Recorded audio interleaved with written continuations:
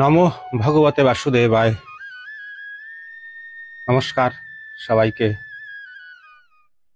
শুভ সন্ধ্যার শুভেচ্ছা। সন্ধ্যার সময় ভিডিও করতেছি, আপলোড কবে করবো জানি না, তাই সবাইকে নমস্কার, শুভ সন্ধ্যা। আমি মন্ত্রের চ্যানেল খুলছি, ঠিক আছে। অনেক ভাই বন্ধুরা আমার কমেন্ট করতেছে, তো দেখো গুরুদেব বলতে শিখবো।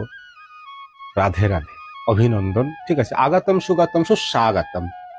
এই পাগলের কাছে সারা বিশ্বের সুস্বাগতম আছে।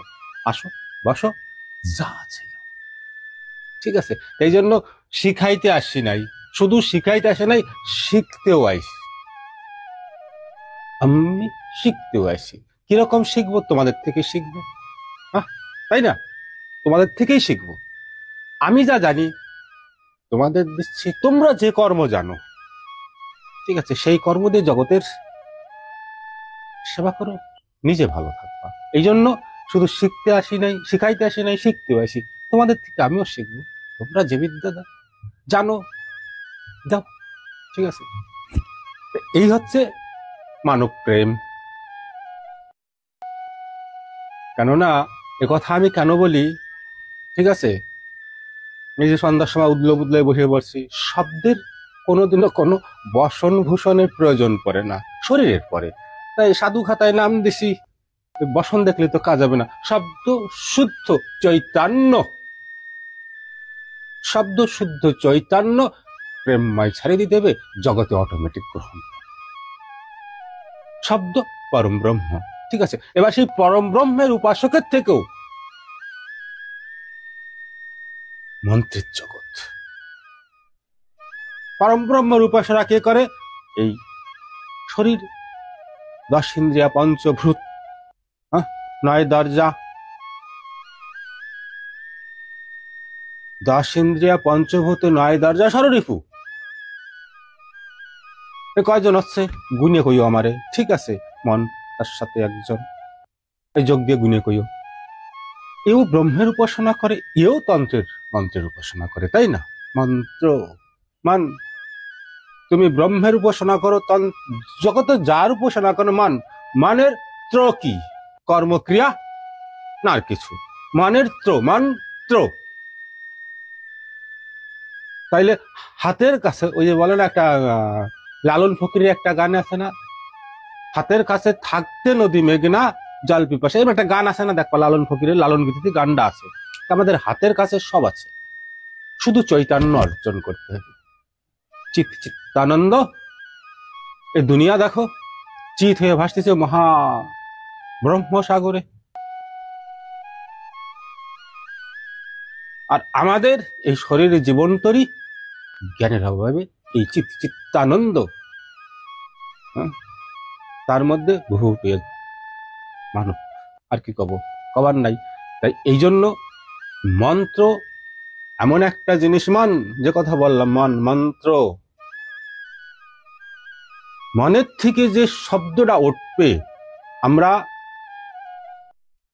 এর মধ্যে আর একটা কথা বলি না, আমি যত বড় শক্তিশালী আত্মা হোক এই পৃথিবীর বুকে, স্বর্গমর্ত পাতাল ত্রিলোকে, যত বড় শক্তিশালী মহৎ আত্মা হোক, শরীরবিহীন আত্মা কোনো কর্ম করতে পারে না। তার জন্য আত্মা শরীর ধারণ করে।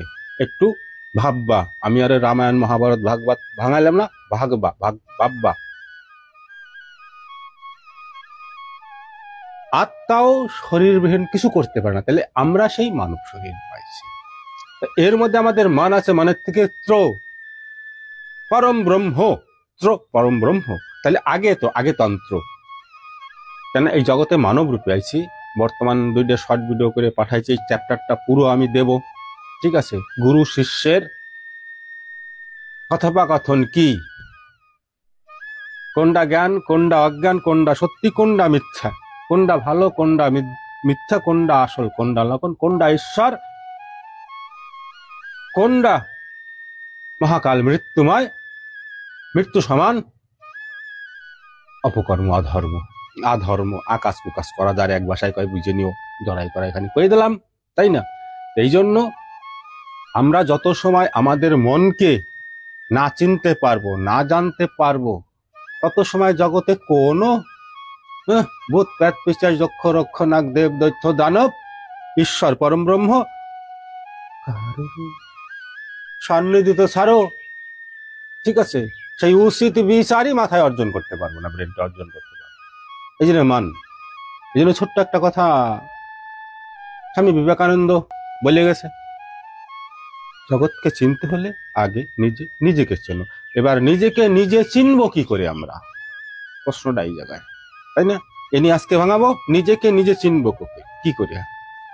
যে কথাগুলো অল্প শর্টে বলে গেলাম, ঠিক আছে, এ কথা ঠিক মতো বিশ্লেষণ করতে গেলে একদম সেই